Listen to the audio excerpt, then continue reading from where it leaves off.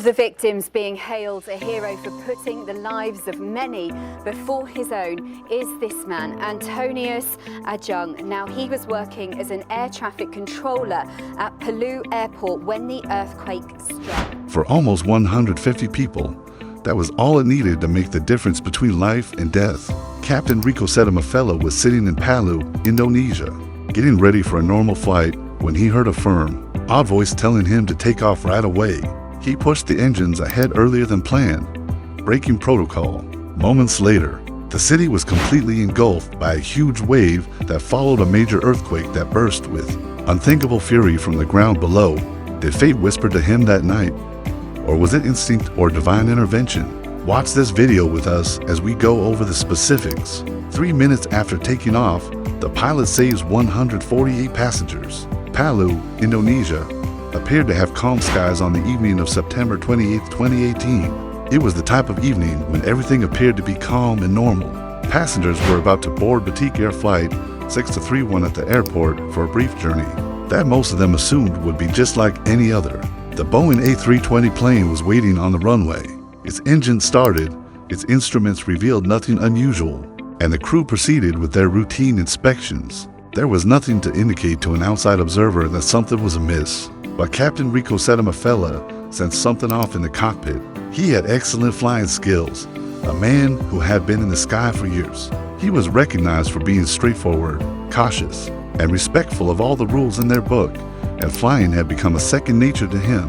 Pilots are taught to follow the regulations, have faith in the process, and never take unwarranted risks. Passengers are kept safe by discipline, and for Captain Mafella, discipline was a way of life. However, when he sat at the controls of aircraft 6131 that September evening, something disturbed his composure. He was unable to describe it. The radar revealed nothing out of the ordinary, the weather was clear, and there was no warning from the air traffic reports. But in the midst of this quiet, he heard what he subsequently described as a voice of persistent, urgent whisper within his head. All it instructed him to do was to get out of there. Training did not include this. Logic did not include this. Pilots are not allowed to rely on their emotions or inner voices. They are expected to rely on timetables, statistics, and set guidelines. Nevertheless, the sensation was so strong that he was unable to ignore it. He checked the time. His departure time was only a few minutes away. However, he had a gut feeling that it would not be prudent to wait even a little while longer. He made a decision at that moment that would alter everything. He turned to his men and issued an odd command. They would request clearance right away, not at their scheduled time, not in 3 minutes, but now. His co-pilot gave him a suspicious look. Early departure was not the norm. Indeed, it might even be viewed as irresponsible. However, the crew supported the captain's decision because of his assurance and the tone of his voice. Antonius Gunawan Aging, 21, was the air traffic controller on the other end of the radio. He was youthful and devoted and carried the burden of securely directing aircraft into and out of Palu's crowded airspace. He noticed a change when he heard Captain Mafella's voice on the radio. It was hardly the typical appeal for calmness. There seemed to be a need, a wait, as though there was more going on. Antonius undoubtedly replied, Batik 6131, ready for takeoff. The course of history shifted peacefully with those words. The engines roared as Captain Mafella pushed the throttle forward, and the plane started rolling down the runway. The plane continued to accelerate until the wheels came off the asphalt and the jet shot upwards. 148 passengers took their seats within the cabin. While some sat back and closed their eyes, others opened books, and yet others stared out the windows, taking in the fading Indonesian coastline. They were completely unaware that a decision they were not even aware of had just saved their lives. Captain Mafella's heart was pounding rapidly in the cockpit. He was both relieved and afraid. Fear, as he was still unable to articulate the reason behind his earlier impulse to take off. He felt a sense of relief as they were now in the air, away from the danger he could not yet see. For him, the choice was an odd turning point in a lengthy career, one that was based more on instinct than on data. Just minutes after their abrupt departure, what was waiting on the ground in Palu that would demonstrate the captain's intuition? Was more than a gut feeling? Let's find out more. The sea and the earthquake 3 minutes later, the world behind them was irrevocably altered. The ground beneath Palu trembled around 6:05 p.m. A 7.5 magnitude earthquake violently tore through the city. As though it were paper, the concrete broke apart. Structures faltered, fractured, and fell. Roads split open, splattering the terrain with sharp lines. The earth itself appeared to twist and break, and people fled in fear. The runway that had just been used to launch Flight 6-31 started to split at the airport.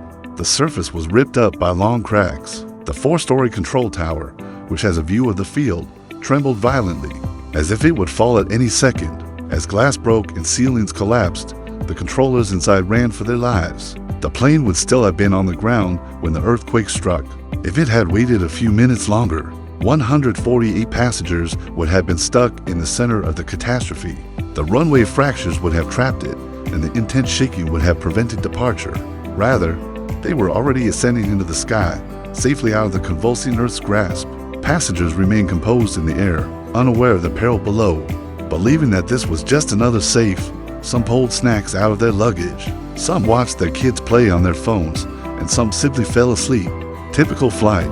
Nothing seemed odd to them. However, Captain Mafella was aware that something odd was taking place in the cockpit. He made 3 attempts to contact the control tower. No one responded each time. There was silence on the radio. Usually, this kind of silence would indicate a minor technical problem. However, he understood deep down that this was not a glitch. Below, something negative had occurred. He could see the city and the coast clearly from his height. Somehow, the sea was behaving.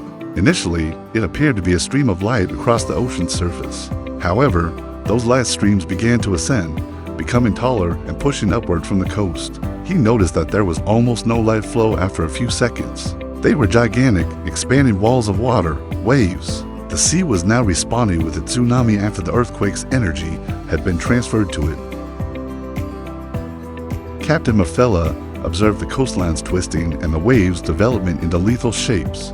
From 1,500 feet, the predicament was exacerbated by Palu Bay's unique shape. The bay served as a channel, retaining and channeling the waves' energy and propelling them directly into the city center. He saw the water folding and curling, creating waves that traveled at a terrifyingly fast pace. As the river level rose, the entire neighborhood started to disappear. Fires began from damaged lines, and dust erupted from the collapsed structures. Cars were washed away like toys as roads were torn apart. He was one of the few individuals with a clear point of view to witness the full scope of this grave fear in real time from his cockpit. He put his thumb on the throttle as though going higher would somehow increase the distance between the plane and the pandemonium below. Although he was aware that his passengers were secure in the air, he was also aware that many individuals on the ground were engaged in combat with forces that were too powerful to defeat. The radio remained silent. There were no voices from the control tower. For Captain Mafella, a scream was not as powerful as quiet. It indicated that individuals were either already dead or fleeing for their lives. He recalled Antonius, the youthful controller who had just minutes before authorized his departure. The young man was probably still at his position, hanging on as long as he could somewhere in that collapsing structure. Few people could have imagined the scenario that was created by the earthquake and tsunami combined. Over 300,000 people live in the city of Palu, which is on the edge of disaster. The captain was powerless to halt what was happening from above, although it was his responsibility to pilot his plane and save the lives of those within. He never took his eyes off the threats below. The trip stayed peaceful and somewhat routine for the passengers. They were unaware that they were just 3 minutes away from catastrophe. They were unaware that the area they had just left had been hit by a tsunami and an earthquake. The flight went smoothly, without incident, and even peacefully. However, beneath that tranquility lay a chilling reality. Survival had resulted from a choice based more on impulse than reason. Captain Mafella saw the news when he eventually checked his phone after the plane had safely landed. Videos and reports revealed the tower was broken, the runway was damaged, and waves were pouring into the city. It wasn't until then that he realized what they had escaped. There had been no technical problem for the radio to go silent. It had sounded like a metropolis exploding. 148 lives had been spared by his early departure. However, survival did not come without a price. Those travelers would return to their homes.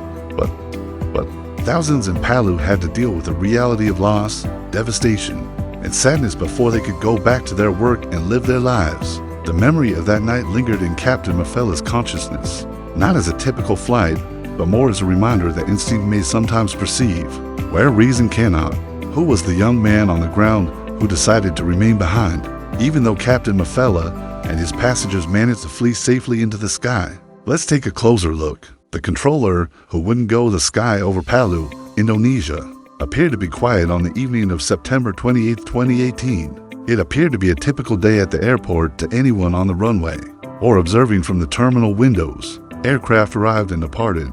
Passengers approached their gates while ground workers went about their daily business, little realizing that calamity was just minutes away.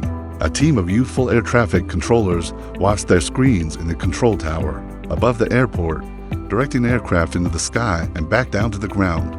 Among them was a 21-year-old controller named Antonius Gunawan, whose name was unfamiliar to many outside the aviation industry.